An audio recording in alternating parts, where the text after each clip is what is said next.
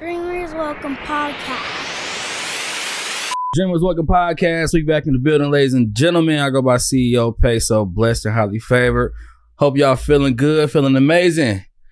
Have a guest in the building.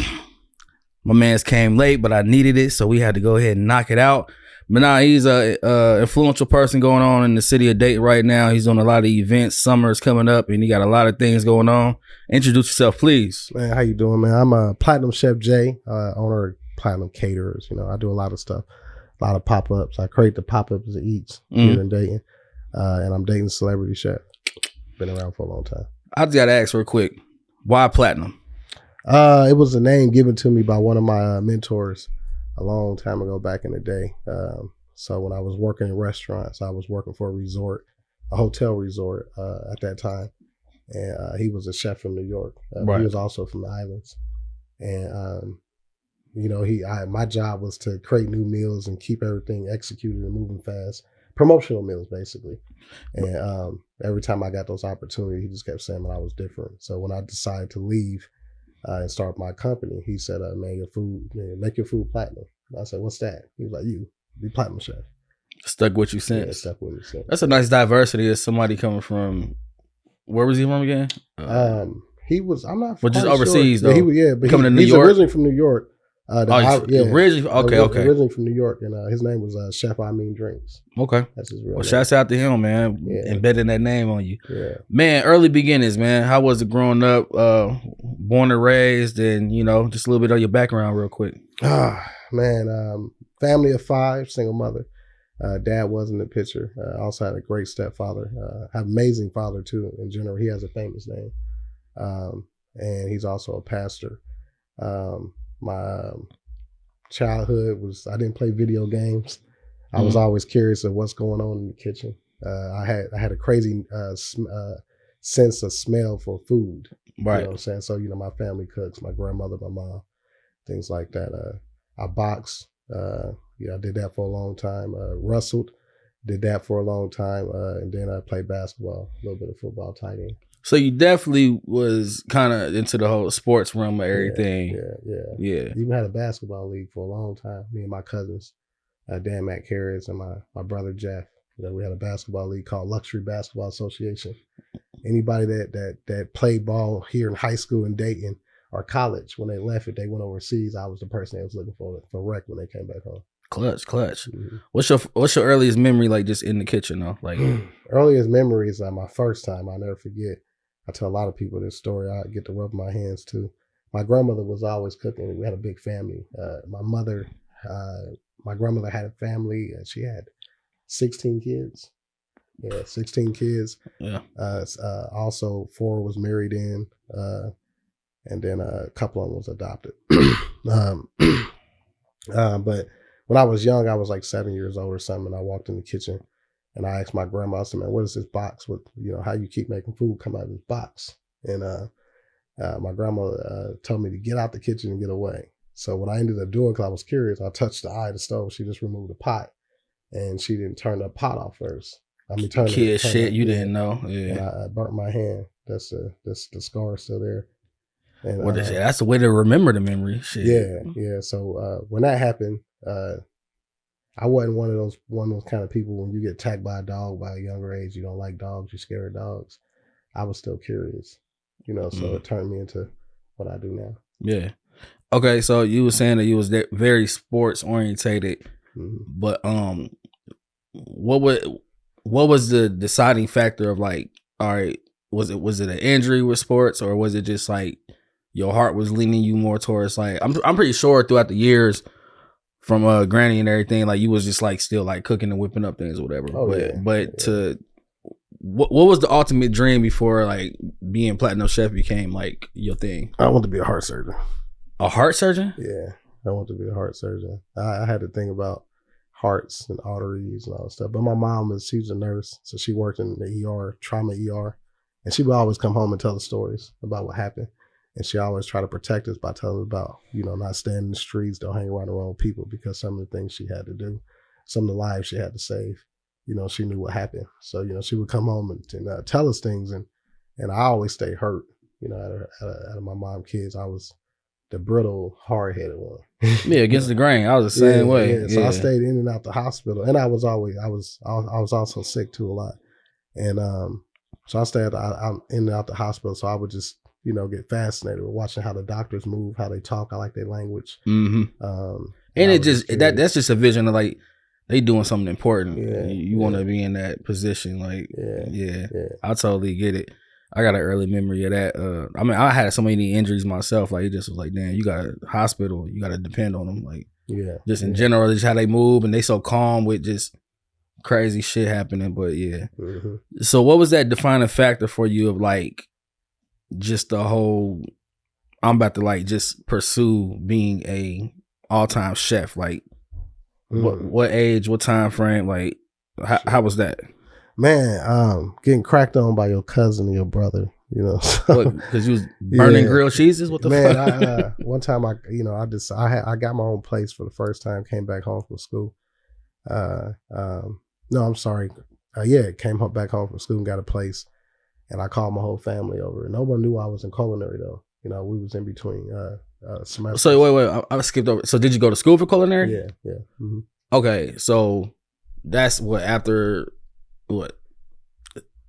So you how all right, hold on, let me double back real quick. You did sports all the way till senior year?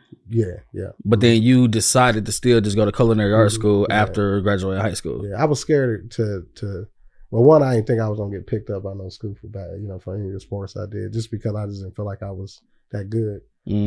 I just liked the sport. What sport though? I mean, you said wrestling, football. Yeah, I was great at wrestling. Yeah, and, I was decent as a tight end. I was a good basketball player. I could shoot real good. Okay, and I was strong. I wasn't little, so I was physical, and I could shoot. yeah, okay.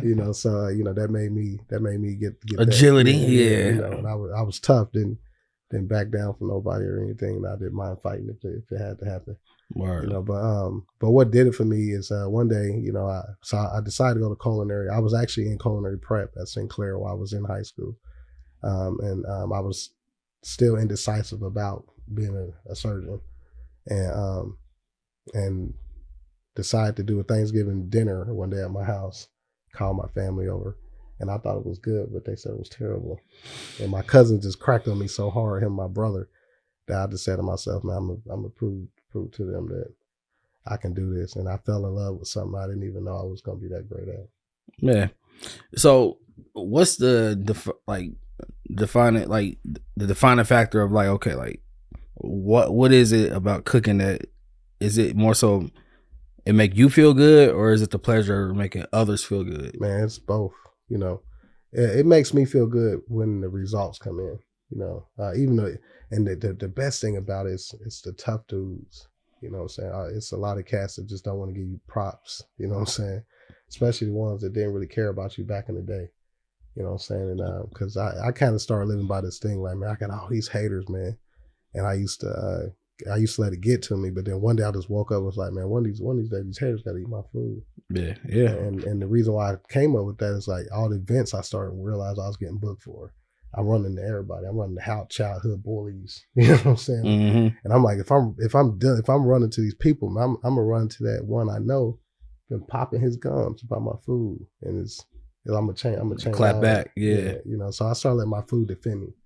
You know what I'm saying? And then so once I start seeing the results and hearing the results, that brought me pleasure, and it brought me even more pleasure knowing that the results were great and the people were happy. Dope shit, man. What was that first feeling of like getting booked for like a catering event? Man, my first story is crazy. I say this is my first story because it was my first real opportunity. My first time catering was small stuff, like 20 people, 25. Man, Dayton made it so tough. You know what I'm saying?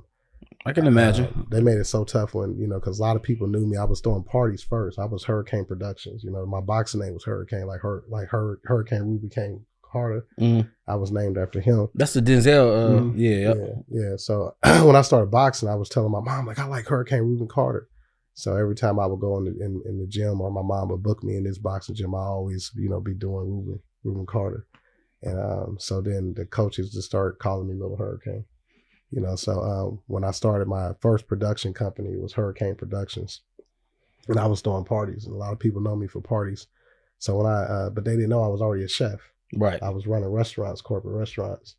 And one day I showed up to one of my parties late, and I came in my full uniform at the 88 Club. God damn. The 88 Club downtown. RP to that. But yeah, Michael's was open. They was doing First Fridays at Michael's down the street. That was a great time in Dayton. Yeah, man. That definitely was. Man, it was. Man. No, it really was. I totally got different culture good memories. too, Yeah, for sure. And then we had a packed out night, and I came in my chef jacket on. I had black and white, and everybody was like, "Man, that's what you do?" I'm like, "Yeah." They was like, "That's what pay for all this?" I'm like, "Yeah."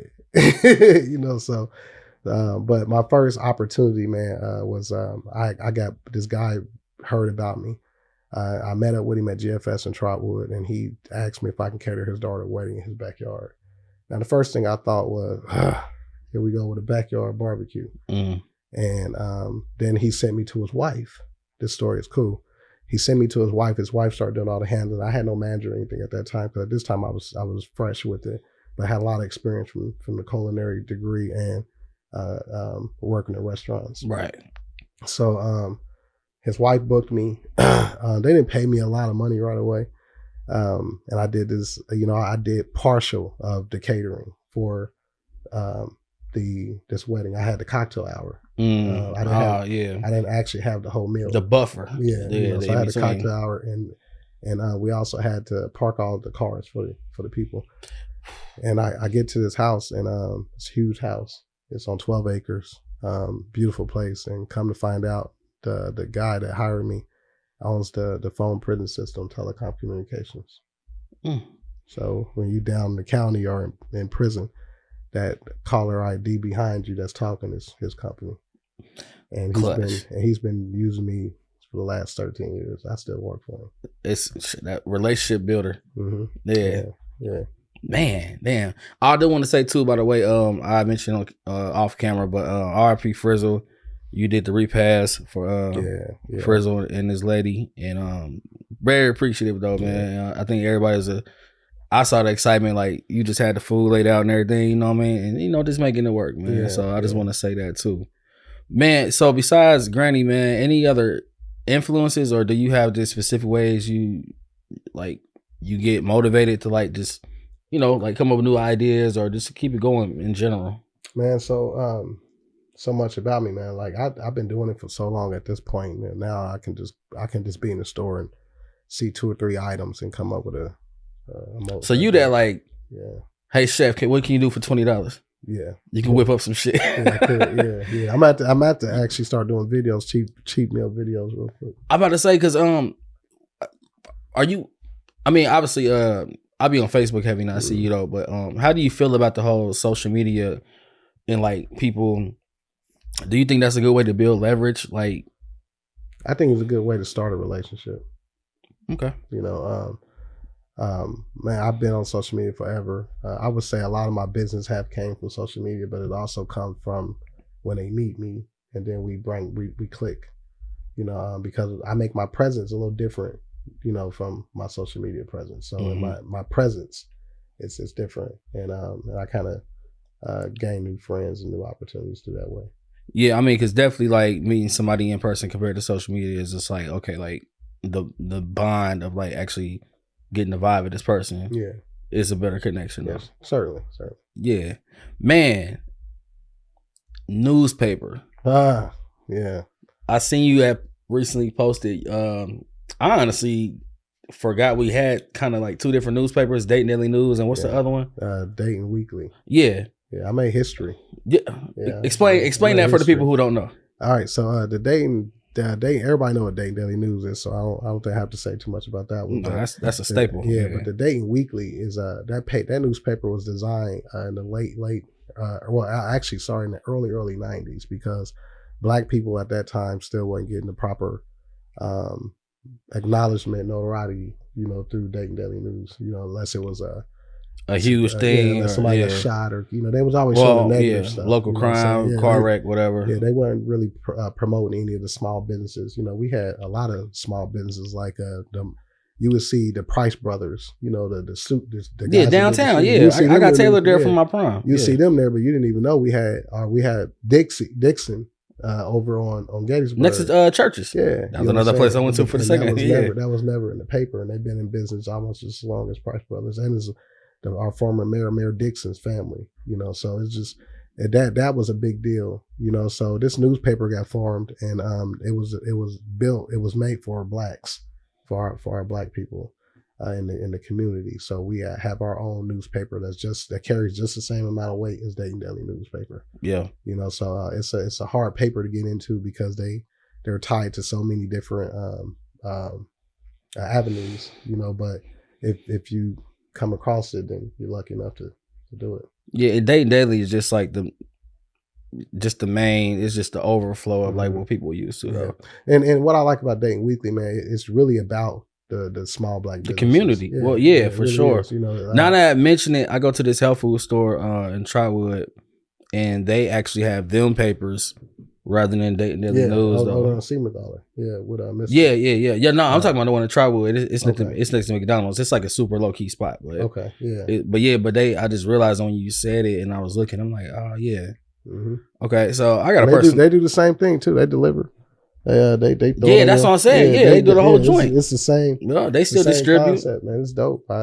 So when I got the call that they wanted me in the paper, they actually did it too in the middle of Women's Month, Women History Month. Yeah, they did it. So they actually featured me in Women's History Month. I made the front cover, and everything else in that paper was about Women History Month and their businesses. Man, so is this just a journey that you just kind of like had it scripted out, or you just like enjoying it as it come and you just doing you? Man, after a while, man. I felt so in love with it. I decided to. Really what happened, I started getting opportunities. Like I got a call from some people in Columbus. They knew one of the Rib Festival guys that was coming from Texas, and he contracts chefs or cooks. Instead of bringing his cooks, he bring like just a small handful. Then he would contract cooks from that area that he's going to. Mm-hmm. So, and I was one of the chefs that got the call, and I went up there and I worked with him for like 3 years in a row. So that's kind of like gave me like my rib. No pun intended. Yeah, because I mean the guy I was working with, his name's Smoking Joe's. The guy I was working with, he won so many rib festivals all over the country. His trophies was like 4 feet high off the floor and stuff. Nah, he been in it for a minute. Yeah, and he had belts too, for his barbecue sauce, because he would do barbecue sauce competition. They gave championship belts if you won the barbecue. That's an intense thing. That barbecue is different, man.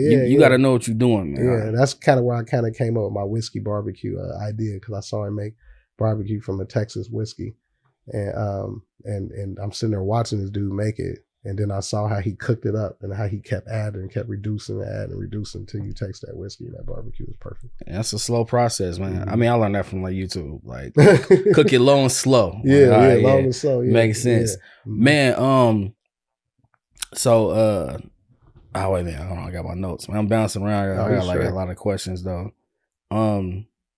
Yeah, man. So these pop-up events you have though. Mm-hmm.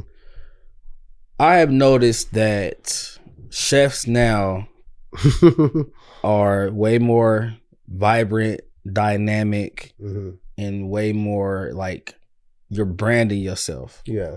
So when you do these pop-up events, like why is it so important for you to make sure your personality gets across as much as your food does? I think your personality speaks to your food.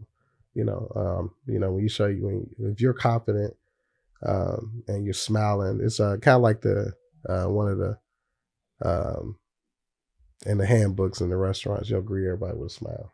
You know what I'm saying? And that came from because the owner that established that place knows recipe. He or she knows that food is good, that product is good. Mm. So they want everybody that come in the door to feel welcome. You know what I'm saying? The same thing about church. When you go in church, they got that welcoming team, because they want you to feel comfortable while you're there. Give you the brochure. Yeah. Yeah. That's how I am. I get it from church. I get it from, restaurant hospitality. When they come in, you give them you, and if you got a product that you believe in, then you give them you. So every time someone comes through my door, I don't meet a stranger, and then I want them to remember me too. If something was happening to me more, I want everybody to say every time I saw a chef, he was always smiling, or he was always joking, or he was this, he was that. It's all positive things. Absolutely. Yeah, never see me when I'm great unless I'm wearing it. Damn, that's bars for him. All right, man. It's a personal question though, man. What's the difference between a chef and a cook? I get that a lot. I posted that a while ago. So the difference between a chef and a cook is you can be a great cook. You know, that's what a chef does. A chef cook, you know. But do you have the knowledge behind cooking to make that a selling product, a thriving selling product, a successful selling product? You know, there's a lot more to it than just, you know, all your friends see you at home cooking and then you go open a restaurant. How long do you give that restaurant? You know, so a chef we're trained to know how to handle production. We're trained to know how to order the proper way, how to do food budget, food control, food loss, how to come up with specials, how to come up with food menu promotions, how to take something small and turn it into a large profit. And also just how to know how to run the day-to-day, you know, in a restaurant, know how to rotate your cooks, know how to rotate your salaried workers, you know, understand the concept of a proper serving with the food. Same thing with liquor, you know, understand the proper ounces of yeah. You know, so it's the knowledge that come behind it, you know, and a lot of people, they skip that knowledge because they just want to hurt and call themselves a chef. Right. You know what I'm saying? So to me, when I hear someone call themselves a chef and they don't actually have the knowledge to be a chef, then that's really insulting to me. And I look at it like I was talking to my doctor one day, and I said, how would you feel if I came here every day and kept calling you a nurse? His response to me was this, Peso. He was like, I'm sorry, he said, how would you feel if I called you a cook? And that's what started for me. I don't like when people call me cameraman, and I'm a videographer. Everybody got their go-to. My man's back here. He's not a rapper. He's an artist. He's an artist. Totally fucking different. Yeah, totally so I get it. Yeah, but that's a great explanation though, because some people don't understand that, and it just look like it's so easy to attain that knowledge or think you can do it. So yeah, culinary is not even crazy thing about culinary, bro. It's not really a lot of cooking in culinary. They're not just the program don't pay for that type of food. Presentation. Yeah, you know what I'm saying? It shows you the basic needs you need to know about, you know, cooking and building and being creative. Yeah. And then it's showing you the science behind it. Then it's showing you the paperwork behind it. That's what it shows you, you know, and that paperwork is a mug, man, because if you don't know what you're doing, you will not be successful, you know. Right. And the other thing too, a cook can fall under pressure when they're stressed. A chef, we're kind of built for that. It's kind of like a military thing, you know, like, because you got your trainers that's yelling at you. ETA. How much longer? Push. I'm in the weeds, you know. So like, if you can't take an expediter or executive chef yelling at you because they need the product, because the product has to come out at a certain time, you know, if you can't take that, then you're going to break down. Temperature got to be right. Yeah. Everything got to be on point. Yeah, I did my fair share. I can tell. Yeah, because I got a thing for cooking as well. I mean, like, I'm a cook though. I'm not a chef, but it's just like I find it interesting on how I did like promo videos for shouts out to Chef Shawnee LA, and she the one that taught me like, hey, like, you gotta wipe the plate off before you take it out. Yeah, like it's everything like that. So I know a little bit about it. I want to ask real quick, briefly too about May 5th. Okay. You was telling me that before. Detail that, what that is, and it's a big deal, but I want people to understand what it is, though. Okay. So May 8th. Oh, I'm sorry, May 8th. Oh, my notes, my bad. No, you straight, I was writing them down. I'm like, I want to put the wrong date down, but May 8th, y'all. I'm sorry, May 8th. Go for it. So May 8th is Platinum Chef J Day, and it's a holiday that's given by our current mayor, Mayor Mims. And I was given the award and awarded that day because of everything I've done over the years as being a chef. I've been a lot more than just what people see me as on Facebook, because I don't put a lot of my other things that I do on Facebook, because I try to keep people knowing me as the food, you know, but and then people understand what I do, or they find out what I do because they run into me, or they see me doing a program, or they see me doing something. I didn't know you do that. I'm like, yeah. Then they get information, then they join, or they bring a kid. So I do a lot of mentoring with the youth, young men. I have a program called Teach a Man How to Fish, you know, and I love the name. Yeah. And the program Teach a Man How to Fish is showing it's bringing back our remember Family Matters in high school or junior high. Yeah. And Family Matters, it was a course that you took, and it just shows you like the basic way on how to pay bills, why bills are important. Mhm. I almost had some home ec skills in there. And so I kind of bring that back to show them how to budget checkbook, show them a trade, why a trade is important to have. Also show them how to make extra honest money by having hobbies, but hobbies that bring you financial gain, not just a hobby. Like it's just for the fuck of it. Like excuse my French, but yeah. So it's so like I get a couple of guys that come. They don't really want to be a chef, but they want to know how to cook because they know if they can cook, they can make some money. Yeah. So I show them those things, Yeah, hands on, man. The things that our kids ain't learning now, or like how we was raised. So yeah. Yeah, and there's a lot more to it with my holiday. I cater for a lot of celebrities. You do a lot of celebrity too. So yeah. So, it took a minute to get there. Yeah. So, and then I've also cooked on national TV shows and traveled a lot of different places. I've started a lot of different things here in Dayton that I just haven't been recognized for, but the right people knew about it and got me recognized. Absolutely. Okay, so just getting into that celebrity realm as well, like when you first got introduced to, like, okay, you had a higher standard of where you came from. Was it the confident level higher, or was it the I don't want to use the word fearful, nervousness? God? Yeah, it was God. Yeah, so I'm a church boy. My dad's a pastor. Yeah, and I was just raised in church. And one thing my grandfather used to always preach is that if you're confident with yourself, then be confident in God. Because He's the creator of all things. And my mama used to always just tell me, like, if you can't figure it out, pray about it. My dad, he always tells me, put God first, and you'll never fail. So anytime I get an opportunity and I got a call for something. My confidence came from me saying, okay, God, let me give it to me now so I can give it to him straight, and then I just go in just with the most up confidence that I'm just about to knock him dead, so my first opportunity was a crazy opportunity, if you want to know that one. Let's hear it. Let's hear it. Man, so this is before I think it was before I did MasterChef. So I had slight flex. Go ahead. I got a call, and I know she'd be getting on me like, start saying my name, but I don't like giving some of my big stuff away, but I got a call from somebody, and they were assisting these promoters in Cincinnati with a gig, and they was like, hey, they need a chef, and so they was like, I know you never cater for no celebrities or whatever, but I'm confident in you, so I pitched your name, so they're gonna call you. And these people called, and listen to this one. My first time out, man, with a chef, man, was with a legend, Johnny Gill. I did Johnny Gill, Drew Hill. Johnny Gill. And what just popped up? The New Edition. The New Edition. Yeah. And it's crazy because I was watching the movie. I was telling my girl, like, that's Johnny. Look, I cater for dude. Like, that wasn't the real Johnny. Ain't no fucked up thing when you hype to know who it is, and they like just sitting there looking at. Oh, that's okay. That's what's up. Yeah, I was about.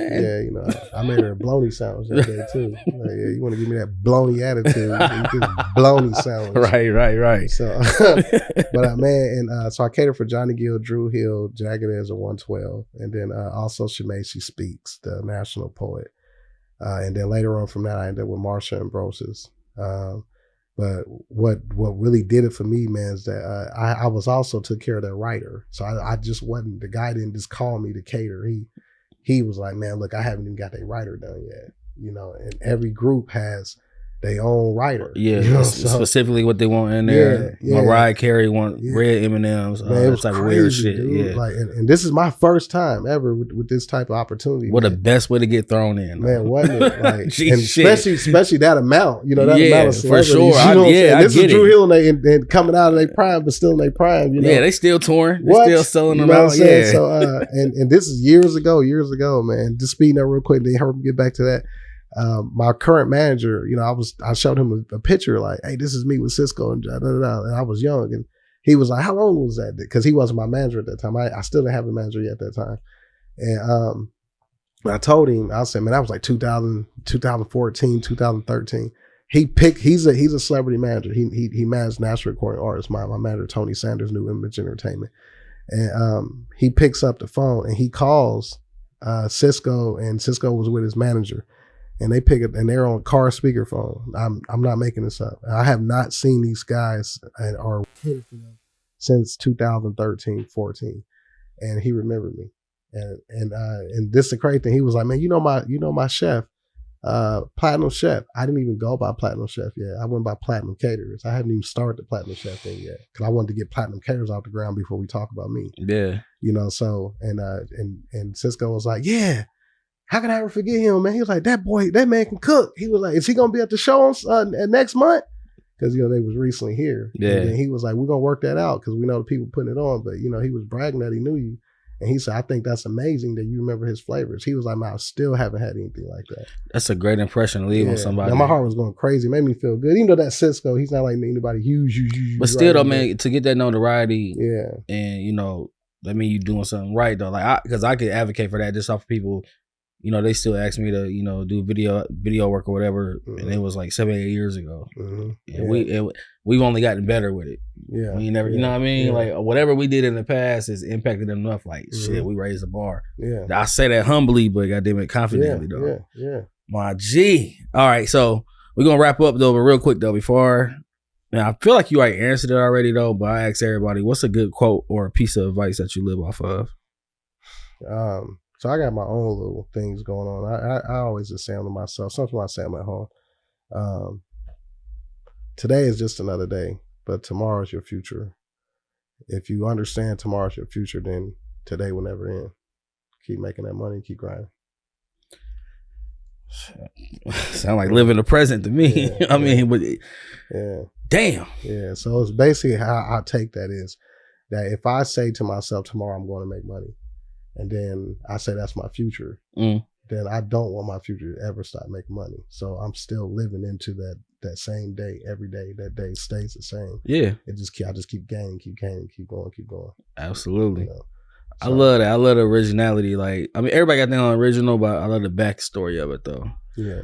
Well, man, look, bro, I appreciate you. I know we have put this up pretty soon, but I know it was gonna be worth it to do. Yeah. And I commend you on everything you're doing, bro. Thank you. I think we've been watching each other from afar a long time. Long time. Yeah. Yeah, bro. Yeah, a lot of my peoples too, man. Yeah, that's what I'm saying. We it's 6 degrees of separation. Yeah, we know a lot of people that know people, but we locked in though, man. So shit. Furthermore, keep grinding. Can I do a couple shout outs? Yeah, go for it. All right, man. I just want to give a shout out to D&E Studios, D&E's maternity. That's my lady. She stayed busy. Dan Mac Harris, Top Quality Auto, Next Level Production, Carl Johnson, members only to 18. Shamika Bottom, that's my manager. My G. Yeah, she wanted me to make sure I say what's up to you. Yeah, what's up, Shamika? Yeah. She doing her thing too, man. Yeah. She grinding hard, dog. She been grinding like a motherfucker. I can't stand her for real, bro. Like, nah, bro. Nah, you saying that on purpose. Yeah, she gonna keep terrible, bro. She gonna hate this shit. Bottom line management my ass. Like, that's my first time cussing. Bottom line management my ass. Bottom line ass. God, she gets it though, man. She get it done with me for about 10 years now. She get it done. She's amazing, man. CMC Productions, man.